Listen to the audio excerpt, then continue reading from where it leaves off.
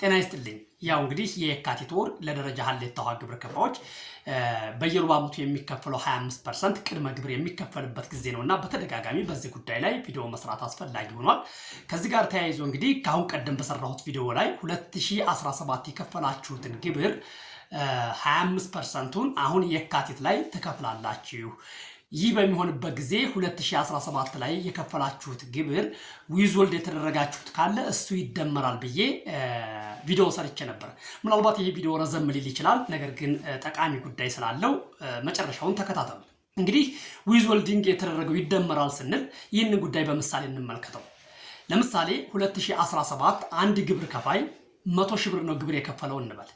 ነገር ግን ይሄ ግብር ከፋይ በ2017 የግብር ዘመን በግብይት ወቅት 30 ሺህ ብር ዊዝወልድ ተደርጎበታል ብንል በአመቱ መጨረሻ ላይ የሂሳብ ሪፖርቱን ሲያቀርብ የሂሳብ ሪፖርቱ የሚያሳየው 100 ሺህ ብር ነው።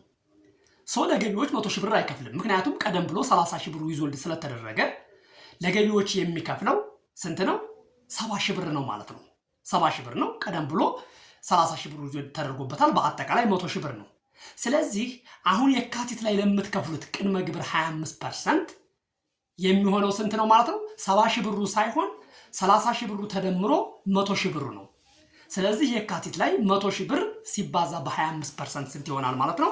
25 ሺህ ብር የካቲት ላይ መታችሁ ቅድመ ግብሩን ትከፍላላችሁ ማለት ነው።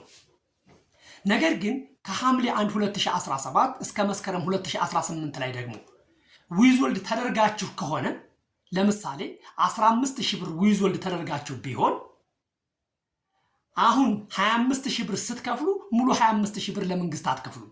25 ሺህ ብር ሲቀነስ 15 ሺህ ብር ስንት ይሆናል? 10 ሺህ ብር ማለት ነው። ምክንያቱም ይካካሳል። ዊዝወልድ ስለተደረጋችሁ በእነዚህ በሶስት ወራቶች ውስጥ በሩብ ዓመቶቹ ማለት ነው ከሐምሌ 1 2017 እስከ መስከረም 2018 ባሉ ሶስት ወራቶች ውስጥ ዊዝወልድ 15 ሺህ ብር ከተደረጋችሁ 25 ሺህ ሲቀነስ 15 ሺህ 30 ሺህ ብር ለመንግስት ትከፍላላችሁ። ምክንያቱም ይቀነሳል። የ2017 ላይ ግን ከሆነ ደግሞ ይደመራል። ይህን ለማለት ነው። እና ምናልባት አሁንም ግልጽ ያልሆነላችሁ ነገር ካለ ኮሜንት ላይ አስቀምጡልኝ። ኤኒዌይ ግን የደረጃ ሀሌታ ውሃ ግብር ከፋይ አሁን ላይ ከየካቲት 1 እስከ የካቲት 30 ያለው ጊዜ የቅድመ ግብር በየሩብ ዓመቱ የሚከፍሉበት ጊዜ ስለሆነ በጊዜ ግብራችሁን ክፈሉ ማለት እወዳለሁ። ሼር፣ ኮፒ ሊንክ እያደረጋችሁ ለሌሎችም አድርሱላቸው። እጅግ አድርጌ አመሰግናለሁ።